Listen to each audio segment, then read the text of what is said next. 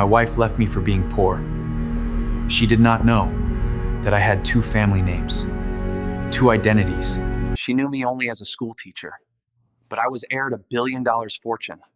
Once she get to know about what I inherit, she came back, begging me to get her back in my life.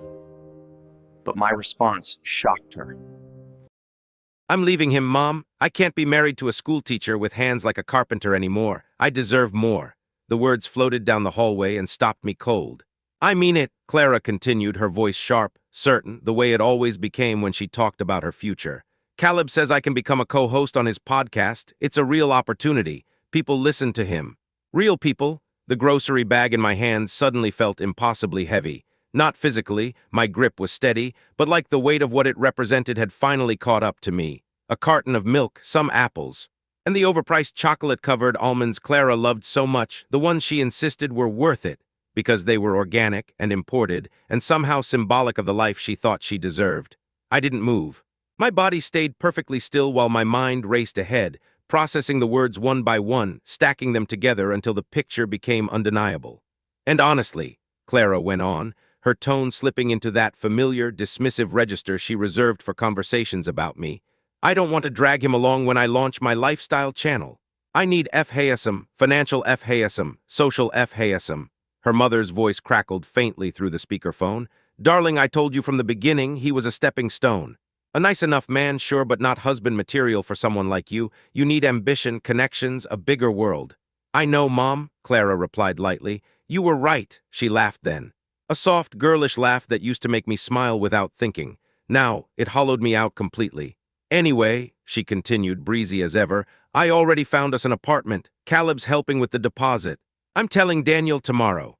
I silently placed the groceries on the hall table, careful not to let the bag crinkle or the milk clink against the wood. Water dripped steadily from my jacket, forming a small puddle on the tile at my feet. I didn't wipe it away. I didn't sigh. I didn't react at all. I simply turned around and walked back out the way I'd come, closing the door behind me without a sound. Only when I reached my workshop did I allow myself to breathe. I sat down in the handcrafted mahogany chair I'd been working on for months, sanding and shaping it on weekends between grading papers and fixing things around the house. It was solid, balanced, built to last. As rainwater cascaded down the gutters I'd installed last summer, a strange calm settled over me.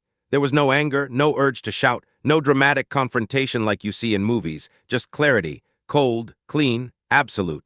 My first thought wasn't about Clara's betrayal or the end of my marriage. It was about my grandfather Ashford and the words he'd whispered to me the day before he died. His weathered hand had gripped mine with surprising strength. Patience, Daniel, he'd said. The right move at the right time. That's how the Ashfords survive. Watch, wait, then act decisively. At 40 years old, I was about to find out whether I was truly his heir, in more than just name. The next morning, Clara found me in the kitchen making coffee, dressed for work in my usual button-down shirt and slacks. Her steps faltered when she saw me. She'd clearly expected the house to be empty. Expected some dramatic disappearance overnight. Morning, Ra, I said calmly. Want some coffee? Sure, she replied, studying my face like she was searching for cracks. She was wearing her silk robe, the one I'd given her for our 5th anniversary. Her blonde hair was already styled, flawless as ever. Clara never looked unprepared, even first thing in the morning. I poured her a cup and slid it across the counter. She took it slowly. Daniel, we need to talk. I nodded and took a sip from my own mug. About you leaving me? Her eyes widened, the cup freezing halfway to her lips. How did you? I came home early yesterday, I said evenly. I heard your phone call. Oh, the single syllable hung between us. To her credit, she didn't deny it, didn't spin a story or minimize it. She straightened her shoulders and met my gaze. I think we should get divorced, she said. I nodded again. I agree. That stopped her cold. You agree? Yes, I said simply. We want different things. There's no point dragging this out. She hesitated, recalibrating. I was thinking we could do this amicably, no long court battle, no mess. Absolutely, I replied. In fact, you can have everything. Her brow furrowed. Everything? The house, the car, the dog, even your mother's dinnerware set. She stared at me, suspicion flickering before something else slipped through. Relief. I don't want any of it, I continued. Just my tools and personal belongings. A flash of triumph crossed her face before she smoothed it into sympathy. That's very generous, Daniel. Are you sure? I'm sure. I finished my coffee and set the mug in the sink. I'll move out this weekend. I can stay with my brother. She nodded. I've already spoken to a lawyer. If we're agreeable, this could be over in a month. Perfect. I said, grabbing my keys. Text me the details. I need to get to school. As I reached the door, she called out, Daniel, are you okay? I turned and smiled. I will be, Clara, we both will. The confusion on her face as I closed the door was the first genuinely satisfying moment I'd had in months. The rain started again as I drove to Rochester East High School, a light drizzle that matched my mood. The parking lot was half empty. I was early. I sat in my car for a moment, watching raindrops streak down the windshield, thinking about how 8 years of marriage had ended in less than 5 minutes over coffee. No tears, no shouting, just logistics. It should have felt tragic. Instead, it felt like setting down a burden I'd been carrying far too long. When I unlocked my classroom, it was dark and empty. And for the first time in years, so was my future, wide open and entirely my own. I flipped on the classroom lights and the familiar glow spread across the walls, revealing rows of posters depicting historical figures, frozen in moments of triumph and failure. Lincoln stared solemnly from above the chalkboard. Churchill loomed beside a map of Europe. Detailed timelines and faded atlases covered nearly every inch of wall space. This room was my sanctuary, the one place where order still existed, where cause and effect made sense, where I felt entirely myself. The first students wouldn't arrive for another hour. I set my briefcase on the desk, loosened my tie, and began grading papers. There was comfort in the routine: read, evaluate, comment, score. Each essay followed the same rhythm. And as I worked, the chaos of my personal life receded into the background. For a while, I wasn't a man whose marriage had quietly collapsed the night before. I was simply a teacher doing his job. By the time the first bell rang, I had almost forgotten about Clara. Almost. Mr. Hayes, are you okay? The question came from Lily Chen, one of my sharpest students, as the class filtered in for first period. She paused beside her desk, books clutched to her chest, eyes studying me with unsettling precision. I'm fine, Lily, I said, forcing a smile that felt more genuine than I expected. Just a little tired. She frowned slightly. You look different, like something changed. Kids could be disturbingly perceptive. Nothing important, I replied. Now who can tell me the significance of the Treaty of Versailles? Hands went up. The room came alive. And just like that, the world narrowed to maps, dates, and voices eager to be heard. Teaching carried me through the day. Inside the classroom, I wasn't Daniel Hayes, the husband being quietly discarded. I was Mr. Hayes. Historian, guide through the past, steady presence in a world that often felt unstable to teenagers. It was a role I had chosen deliberately, regardless of my family name or the fortune that might someday come attached to it. There was honesty in this work, a kind of integrity Clara had never understood or valued. During my free period, I checked my phone. 3 missed calls from Clara, 1 text, Brett Donovan's office, Thursday at 3. Please confirm you can make it. I replied with a single word, confirmed, and slipped the phone back into my pocket. There was no point delaying the inevitable. Clean, quick, done. Brett Donovan turned out to be exactly the kind of lawyer I expected Clara to hire. Expensive suit, aggressive handshake, and a smile that never reached his eyes. His office was all glass and chrome, perched high above downtown Rochester, with a sweeping skyline view clearly designed to remind clients who held the power. Mr. Hayes, he said, sliding a neat stack of papers across his desk, these documents reflect the terms you and Mrs. Hayes discussed. You'll be relinquishing all claims to the marital home, vehicles, and joint accounts. You're also waiving any claim to spousal support. I nodded, scanning the pages calmly. And Clara retains her retirement accounts, I said. I keep mine. That's correct, Brett replied smoothly. Given your profession, I imagine hers is more substantial. The condescension was almost amusing, if only he knew. Is there anything else? I asked. Brett glanced at Clara, who sat beside me, legs crossed at the ankle, her designer purse resting carefully in her lap, like armor. There is the matter of future earnings, Brett said. Mrs. Hayes is positioned for some exciting opportunities that could significantly increase her income. We'd like assurance you won't pursue claims against those earnings. I fought a smile.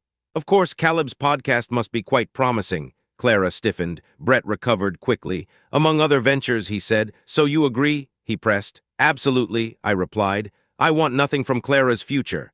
And I trust she wants nothing from mine. That's the idea, Brett said. A clean break. I signed every page carefully, reading each line, my pen steady. When I finished, I slid the documents back across the desk. We'll file these tomorrow, Brett said. Everything should be finalized within a few weeks. Excellent, I replied, standing and extending my hand. Thank you for making this painless. He shook my hand, faint disappointment flickering across his face. Men like him thrived on conflict. Clara walked me to the elevator. For a brief moment, free from her lawyer's gaze, her composure cracked. I never meant to hurt you, Daniel. I know, I said evenly. You just meant to use me until something better came along. Her cheeks flushed. That's not fair. The elevator doors opened. I stepped inside. Goodbye, Clara, I said. I hope you find what you're looking for. As the doors slid shut on her expression, I allowed myself a small, private smile. Phase 1 was complete. The following weeks became a master class in carefully constructed appearances. I moved into my brother's old hunting cabin on the outskirts of town, though I told everyone it was his spare room. I drove my backup vehicle, a rusted pickup with manual windows and no air conditioning. I wore my oldest clothes, let my beard grow out, and cultivated the look of a man who had lost everything and didn't much care. Clara saw me once by chance at a discount grocery store. I was loading bags into my truck when her BMW pulled into the lot. Our eyes met briefly. She wore oversized sunglasses and a silk scarf, looking like someone trying very hard not to be seen. I nodded once and drove away. That evening a text arrived. Daniel, are you okay financially? I can help if you need it. The irony was exquisite. I didn't reply. My students noticed the changes, the beard, the tired eyes, the worn jackets. There were whispers, sympathetic looks from colleagues. One afternoon, the principal, Dr. Martinez, called me into her office. Daniel, she said gently, I've noticed some changes. If you're dealing with personal difficulties, we have resources.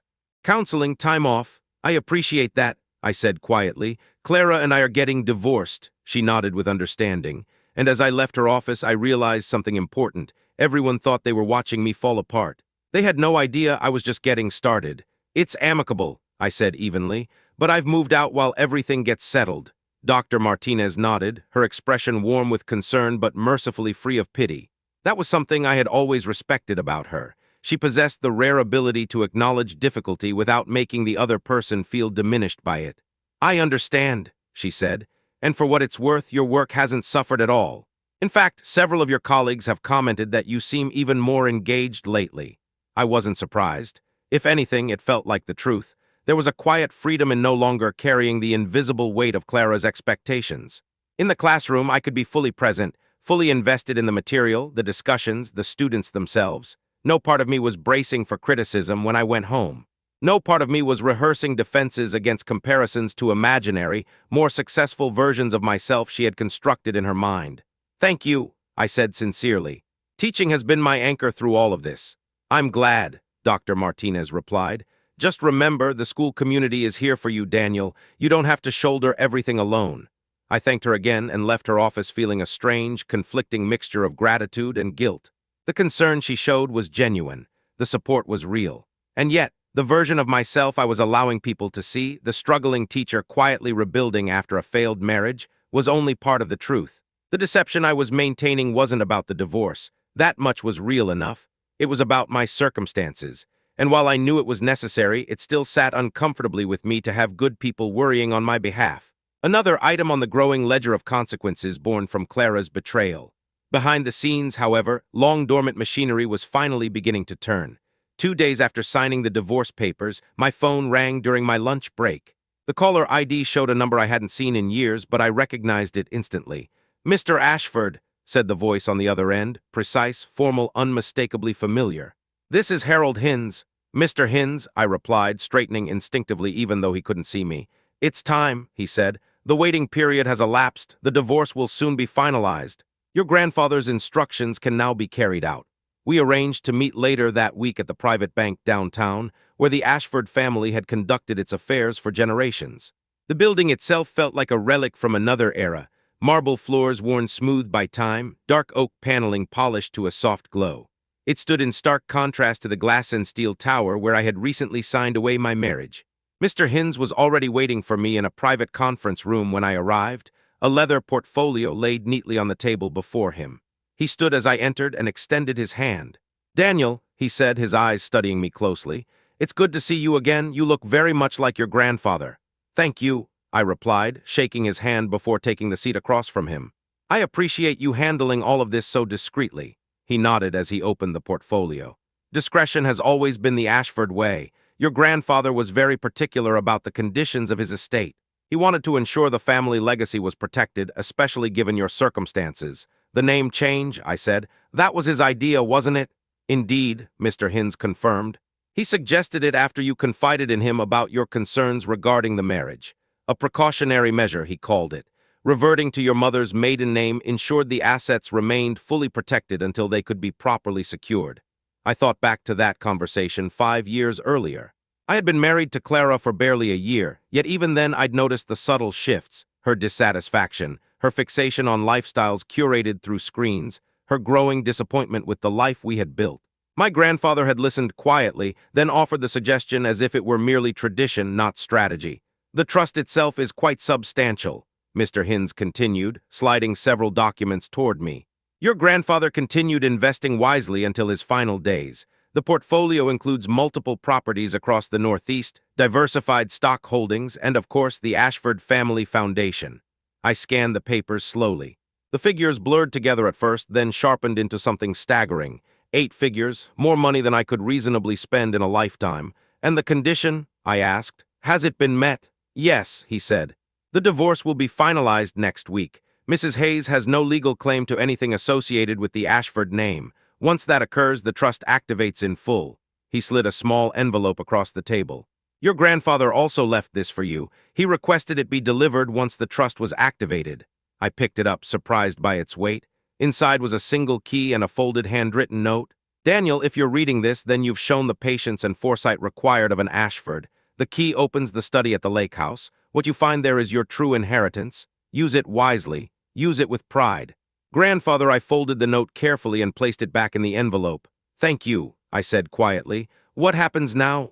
Now, Mr. Ashford, Mr. Hinz replied, you decide how you wish to proceed. The foundation will require your attention eventually, board meetings, strategic decisions, but none of that is urgent. Your grandfather ensured everything would continue smoothly during any transition. I considered that for a moment. I'd like to maintain a low profile for now, at least until the divorce is officially finalized. Of course, he said, then paused, though there is one matter that may complicate that. He passed me another document. The annual foundation gala is scheduled for next month. As the new head of the Ashford family, your presence would be expected. I glanced at the invitation. Black tie, politicians, business leaders, socialites. Exactly the kind of event Clara would have loved. I'll be there, I said, sliding it into my pocket, but until then I'd prefer my position remain confidential. Understood, Mr. Hinz said. Though there may be some limited press coverage, business journals, local outlets, nothing excessive. I smiled faintly. That's fine, I said. By then it won't matter anymore. Because by the time the world noticed who I really was, I would already be standing exactly where I belonged. As I stepped out of the bank and into the late afternoon light, the contrast between my two lives pressed in on me with startling clarity.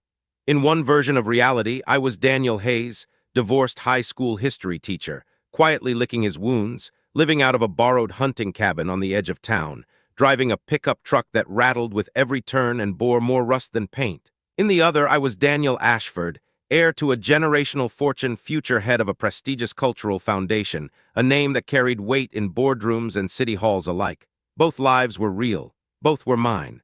Yet Clara had only ever seen one of them. Worse, she had only ever wanted to see one of them. The simpler one, the smaller one, the version that required no imagination or patience, no faith in potential beyond appearances. That night, instead of returning to the cabin, I drove out to the lake house for the first time since my grandfather's death. The road curved along the water, familiar and unchanged, as if the years since I'd last been there had folded in on themselves. When the house came into view, my chest tightened. It stood exactly as I remembered, a sprawling cedar and stone structure nestled among tall pine trees, its wide windows overlooking the lake. The setting sun painted the water in deep shades of copper and gold, rippling softly as a breeze moved across the surface. I parked and walked up the stone path to the front door. The air smelled of pine needles and damp earth, and when I stepped inside, the scent of cedar and old books wrapped around me like a memory. The house felt alive with echoes. I moved through the room slowly, almost reverently, like a ghost revisiting familiar haunts. There was the living room, dominated by a massive stone fireplace where my grandfather used to read in the evenings. The kitchen, where my grandmother had patiently taught me how to make her famous apple pie, correcting my measurements and laughing when I made a mess. The sunroom, flooded with light even at dusk, where my grandfather and I had played chess every Sunday afternoon, his moves deliberate, his lessons subtle and relentless. Finally, I stood before the study. I pulled the key from my pocket and unlocked the heavy oak door. The room opened up just as it had in my childhood memories. Walls lined floor to ceiling with books, the massive desk positioned to face the lake through tall windows, the entire space steeped in quiet authority. But now, standing there alone, I felt it differently. This wasn't just a room anymore. It was mine. 3 days after my divorce was officially finalized, the article appeared in the Rochester Business Journal. I was still at the lake house, immersed in the study my grandfather had left to me, exploring the contents of the desk drawers with careful curiosity. Inside were neatly organized family photographs, handwritten journals filled with meticulous notes, and a collection of vintage watches, each one maintained with obsessive care. Every item told a story, not just of wealth, but of responsibility and continuity. My phone buzzed again and again on the desk beside me. I ignored it at first, absorbed in the weight of the legacy I was holding in my hands. When I finally checked the screen, there were missed calls from unfamiliar numbers, messages from old acquaintances I hadn't heard from in years, and an email from Mr. Hinz with a single link. The headline read, "Mysterious millionaire philanthropist Daniel Ashford, the new face of cultural heritage." The article was thorough, almost reverent. It outlined the Ashford family's long history in Rochester, their role in shaping the city's development, and the cultural foundation that had quietly supported arts and education for decades. It identified me, Daniel Ashford, grandson of the late Henry Ashford, as the new head of both the family and the foundation. There was even a photograph from my grandfather's funeral 2 years earlier. I stood beside the casket, face solemn, clean-shaven, wearing a tailored suit. To anyone who knew me now, I was nearly unrecognizable. I had just finished reading when my phone rang again. This time, I recognized the number. "Hello, Clara," I said. There was heavy breathing on the other end, fast, uneven before she spoke. "Daniel, is this really you?" "Yes," I replied evenly. "It's me." "This article," she said, her voice breaking. "Daniel Ashford." "That's you?" "Yes." A choked sound escaped her, something caught between a laugh and a sob. "But you're Daniel Hayes, a history teacher. You make furniture in the garage." "I was Daniel Hayes," I said calmly. "I changed my name back to Ashford after my grandfather died. And yes, I teach history. I make furniture. I also happen to be the heir to the Ashford estate." Silence stretched between us, thick with everything she didn't know how to say. "Why didn't you tell me?" she finally whispered. "Tell you what, Clara?" I asked. "That you married a simple teacher with no grand prospects. That was true. The money was my grandfather's, not mine. But you must have known," she insisted. "You must have known you'd inherit someday." "I knew there was a trust," I said. "I didn't know the details until recently." It wasn't the full truth, but it was close enough, and it wouldn't have mattered anyway. "You didn't leave me because I was poor. You left me because I was ordinary." Another pause. "Can we meet?" she asked, her voice steadier now. "There's so much I want to say." I considered refusing. Instead, curiosity won. "Fine, tomorrow. Coffee shop on Main Street, noon." "Thank you, Daniel," she began. I ended the call before she could finish and turned back to the desk. Among the papers was a folder labeled Clara Hayes Background. I opened it without surprise. My grandfather had always been thorough. Everything was there. Her childhood in a comfortable middle-class suburb. Her nursing career, abandoned shortly after our marriage. Her growing obsession with social media influence, lifestyle branding, and online validation. And then the photographs, Clara and Caleb Stewart entering a hotel together 6 months earlier. I closed the folder slowly. There was no satisfaction in it, no sense of triumph, just a hollow ache where trust had once lived. The coffee shop was busy when I arrived the next day. Right on time. I'd chosen it carefully, public enough to discourage drama, casual enough that I wouldn't draw attention. I wore simple clothes. Jeans, a button-down shirt, a light jacket, no visible markers of wealth or status. Clara was already there, seated by the window. She dressed carefully, wearing a blue dress I didn't recognize, her hair and makeup flawless. The diamond earrings I'd given her years ago caught the light as she turned toward me. "Daniel," she said, starting to rise before stopping herself. "Thank you for coming." I sat across from her, noting the 2 coffee cups on the table. "You remembered my order?" I asked quietly. "Of course," she said, sliding the mug toward me. "Some things you don't forget after 8 years of marriage." I took a slow sip of my coffee, watching Clara over the rim of the cup. The familiar bitterness grounded me. She sat across from me, visibly unsettled, her fingers tapping an uneven rhythm against her mug, her gaze flicking between my face and the rain-streaked window beside us. She looked polished. Carefully assembled, but the composure didn't quite hold. "You look good," she said finally, forcing a small smile. "Different, but good." I set the cup down deliberately. "What did you want to talk about, Clara?" The directness made her flinch. She inhaled, then exhaled shakily. I wanted to apologize for how things ended between us. For what I said about you about our marriage." "Apology accepted," I replied evenly. "Is that all?" Her eyes widened, wounded and surprised. Daniel, please, I'm trying here. I made a terrible mistake. I didn't know. I never imagined you were secretly wealthy. I held her gaze. That's your mistake, I asked quietly. Not the lying, not the affair with Caleb, not the years of making me feel like I was never enough for you. Just that you didn't realize I had money. The color drained from her face. You knew about Caleb. I suspected, I said. Now I know for certain. It wasn't serious, she rushed to say. It was a mistake. I was confused. I felt trapped. He made me feel special, wanted, in a way I didn't anymore. It wasn't the same with you. She swallowed hard. You were always so content with teaching, with your woodworking, with our simple life. I wanted more. Then abruptly her eyes locked onto mine, intense and pleading. And now I realize what I threw away. Not the money, Daniel, your steadiness, your kindness. The way you always believed in me, even when I was chasing ridiculous dreams. I took another sip of coffee, letting the silence stretch. There had been a time when those words would have shattered me, when I would have clung to them like proof that our marriage still mattered. Back then, I would have given anything to hear her admit regret, to say she'd been wrong. Now all I felt was a distant ache, not pain, just mourning for something that no longer existed. The divorce is final, Clara, I said at last. We've both moved on. Have we? She asked softly, reaching across the table toward my hand. I pulled back before she could touch me. Daniel, she said, voice trembling, we could start over, a fresh beginning. I know I hurt you, but what we had was real. We could find it again. I shook my head slowly. No, Clara, we can't. What we had wasn't real. It was a fantasy, your fantasy of who you wanted to be, and my fantasy of who I thought you were. Neither of us was being honest. That's not true, she insisted, leaning forward. I loved you. I still love you. Do you love me? I asked calmly. Or do you love the idea of being Mrs. Ashford now?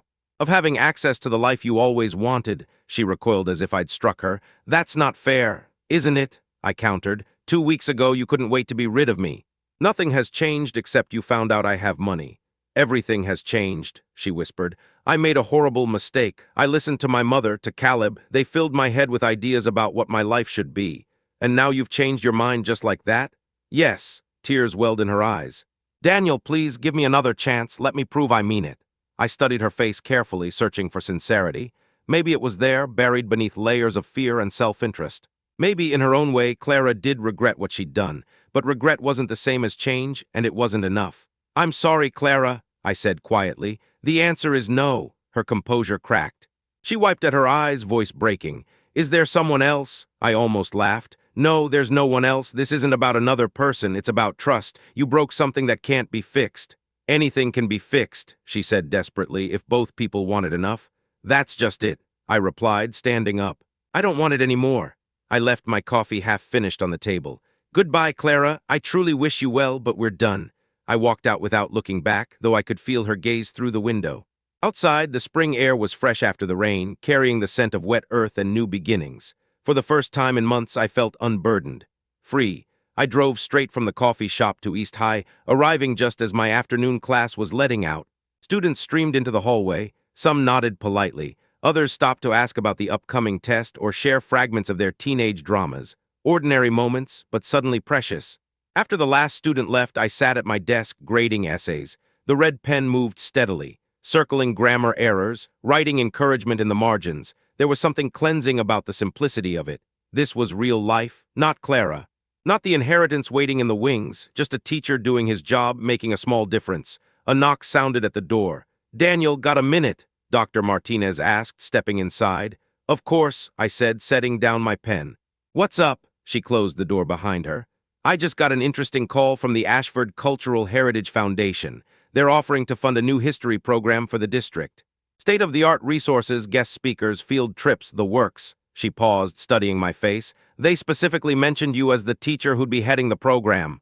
I kept my expression neutral. That is interesting. I don't know anyone at the foundation. She smiled, unconvinced but amused. Well, regardless, it's an incredible opportunity. I told them we'd be thrilled to accept. That's great news, I said sincerely. The students will benefit enormously. She nodded, hand resting on the doorknob.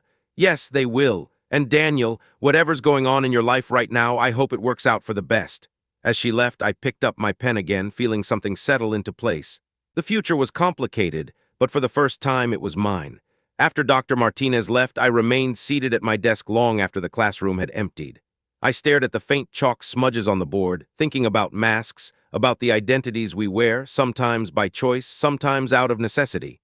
I thought about how easily people accept the version of you that fits their expectations, and how rarely they question whether there is more beneath the surface. Daniel Hayes and Daniel Ashford.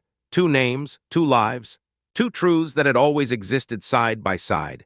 Neither was false. Neither was a disguise, yet Clara had rejected one without ever knowing the other existed. She had fallen out of love with a version of me she decided was insufficient, unaware that the fuller picture stood just beyond her field of vision. That, I realized, was not my failure. It was hers. The call from Brett Donovan came 3 days later. I was at the lake house, sleeves rolled up, carefully restoring an antique writing desk I'd discovered in one of the storage rooms. The piece had belonged to my great-grandfather, its surface scarred by decades of use and neglect. I worked slowly, sanding the wood with deliberate, even strokes, letting the repetitive motion quiet my thoughts. My phone buzzed on the workbench. "Mr. Hayes," Brett said when I answered, his voice clipped and professional. "Or should I say Mr. Ashford?" "Mr. Ashford is fine," I replied calmly, setting the sandpaper aside. "What can I do for you, Mr. Donovan?" "My client, Mrs. Hayes, has raised concerns regarding the divorce settlement," he said, "specifically about potentially hidden assets that were not disclosed during proceedings." I had anticipated this. Clara's shock had always been destined to curdle into anger. "I disclosed all assets held under the name Daniel Hayes," I said evenly, "which is all that was legally required." "But you were aware of your inheritance during negotiations?" Brett pressed. "I was aware of the existence of a family trust," I replied. "Yes, but at the time of the divorce I had no access to it, no control over it, and no legal claim to it. Those assets were not mine to disclose." "A semantic distinction at best," Brett said, irritation creeping into his tone. "Mrs. Hayes feels misled and is considering legal action to reopen the settlement." "She's welcome to try," I said calmly. "But I strongly suggest you research the Ashford family trust before filing anything." Silence followed. "It was established in 1948, I continued, with explicit provisions regarding marital claims. The trust only activates under very specific conditions, conditions that were met only after the divorce was finalized, and only because there were no remaining financial or legal ties between myself and any former spouse. Had Clara contested the divorce or sought alimony, the trust would have remained dormant indefinitely." The pause on the other end grew heavier. "And," I added, "I legally reverted my name to Ashford 2 years ago, well before any divorce proceedings began. Assets held under that name are distinct from my identity as Daniel Hayes, which was my legal name throughout my marriage. Mr. Hinz has complete documentation prepared should this matter proceed to court." "You planned this," Brett said finally, his voice edged with something between frustration and reluctant admiration. "The expedited divorce giving her everything."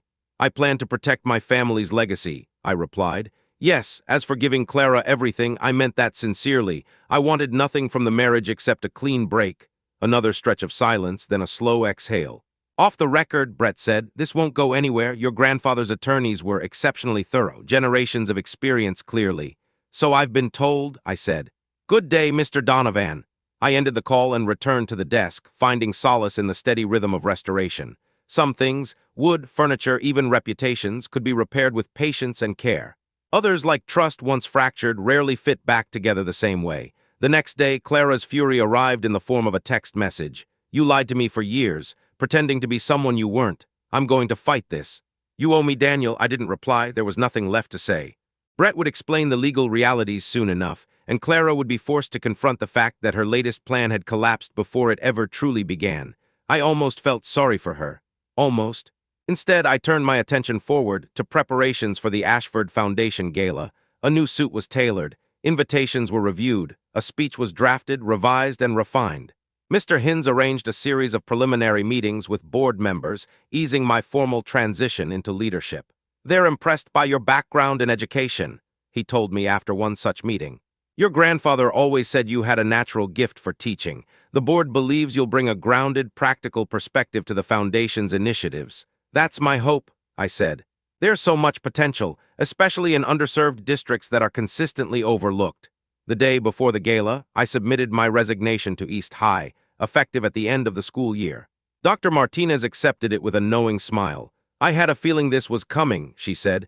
"The Ashford Foundation's new education director can't exactly split his focus forever." "You knew?" I asked, surprised. She laughed softly.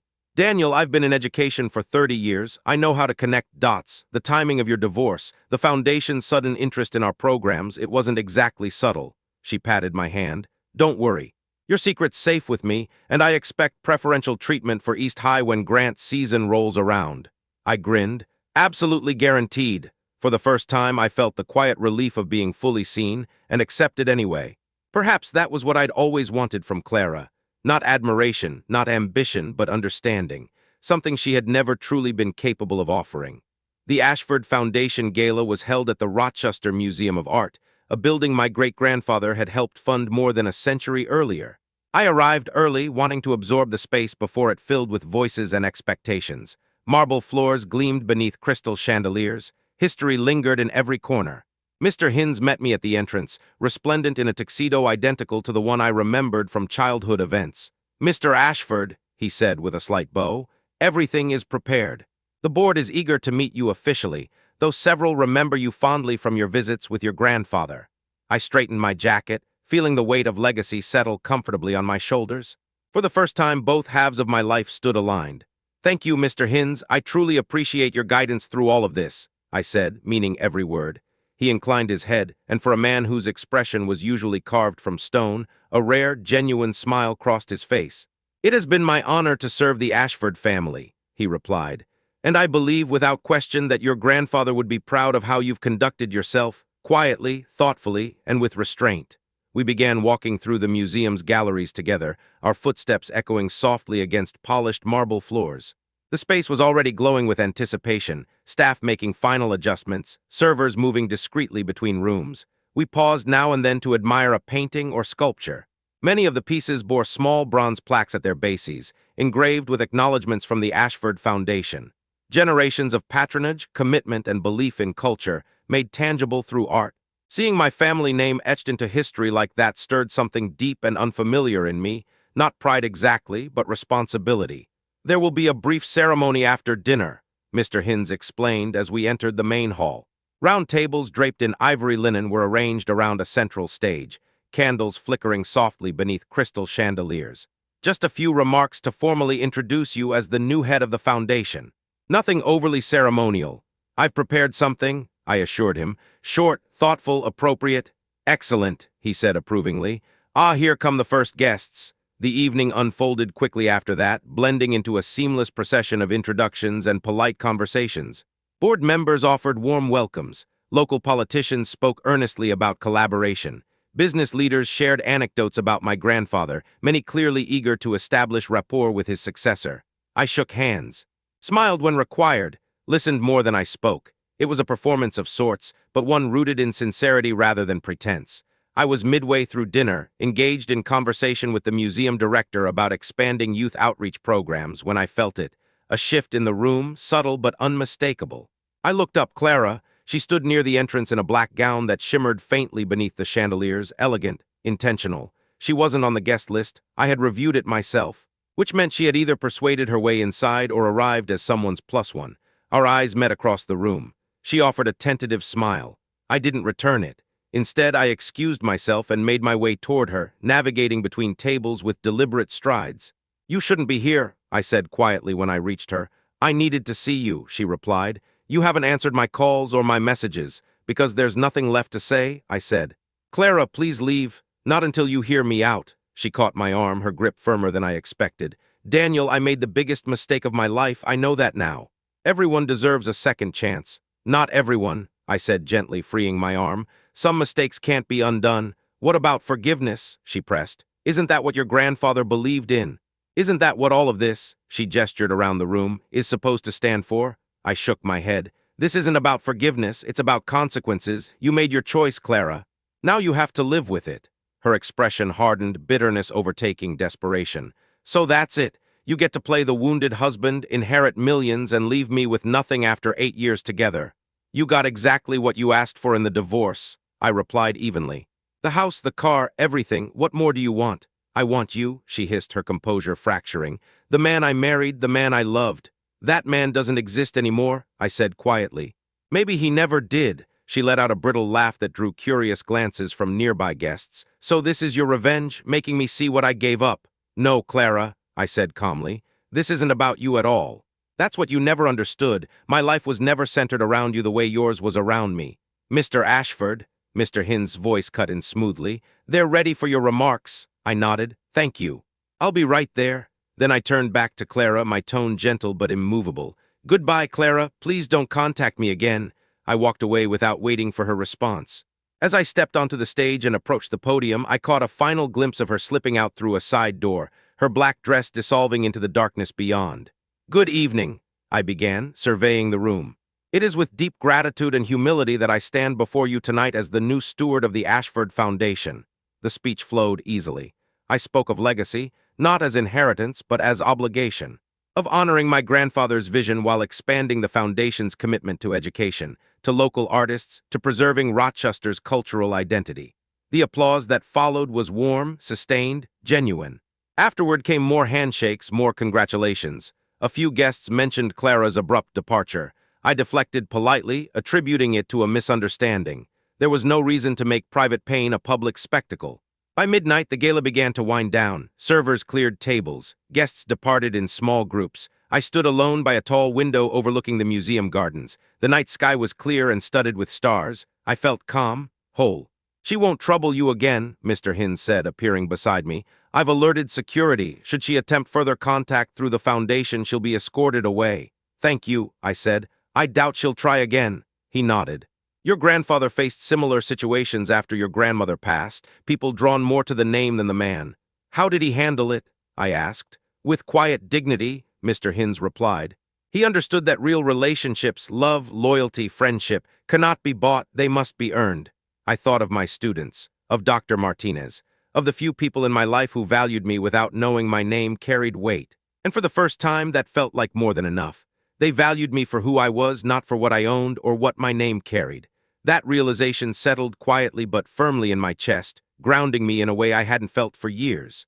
Mr. Hinz seemed to sense it too. Your grandfather would be proud, he said once more, resting a reassuring hand on my shoulder. Very proud indeed. The letter arrived exactly 1 week after the gala, delivered by a private courier to the lake house. The envelope was thick, expensive, unmistakably familiar. Clara's handwriting curved across the front, elegant, careful, the same script I had seen on countless notes over the years. For a long moment, I stood there in the foyer, turning it over in my hands, debating whether to send it back unopened. Curiosity won, as it often does.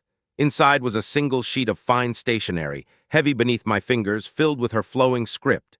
She wrote that she wouldn't bother me again after this, that she promised. She said she needed to put into words what she hadn't been able to express when we met face to face. She apologized, not only for leaving, but for the slow erosion of our marriage, for the way she had treated me when we were together. She admitted, finally, that I deserved better. Someone who valued my patience, my steadiness, my integrity, all the things she had dismissed or taken for granted until they were gone. She went on to tell me that Caleb was no longer in the picture. Not that it mattered now, she acknowledged, but he disappeared as soon as the article about me was published. His grand ambitions, particularly his loud claims about cryptocurrency success, had turned out to be mostly hollow.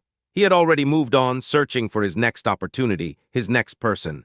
Her mother, Clara, wrote, said she should have known better. For once, she aghaze. The letter ended with a quiet wish for my happiness.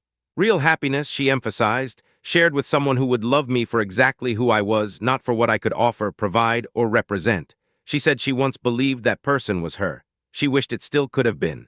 With regret and love, Clara, I folded the letter slowly, deliberately, and slid it back into the envelope. There was no anger left in me, no urge to respond, just a calm sense of finality. I carried it into the study, opened the bottom drawer of my grandfather's desk, and placed it neatly beside the folder documenting Clara and our marriage. Not as evidence, not as ammunition, simply as record. A closed chapter archived with the rest of the past. That evening I sat on the dock behind the lake house, feet dangling above the water, watching the sun sink low. The lake reflected shades of gold, copper, and deep crimson as the light faded. Far off on the horizon, dark clouds gathered, slow, heavy, inevitable. A storm was coming. There would be rain before morning. My phone buzzed softly in my hand. A text from Mr. Hinz. Foundation Board approved your proposal for the new education initiative. Congratulations. I smiled, typing a brief thank you before slipping the phone back into my pocket. The initiative would fund history programs across the county's public schools, updated materials, guest lecturers, field experiences for students who had curiosity but few resources. For teachers like I once was, working with limited budgets but unlimited dedication. As the wind picked up and the first distant rumble of thunder echoed across the lake, I felt something rare and steady settle over me. This was only the beginning.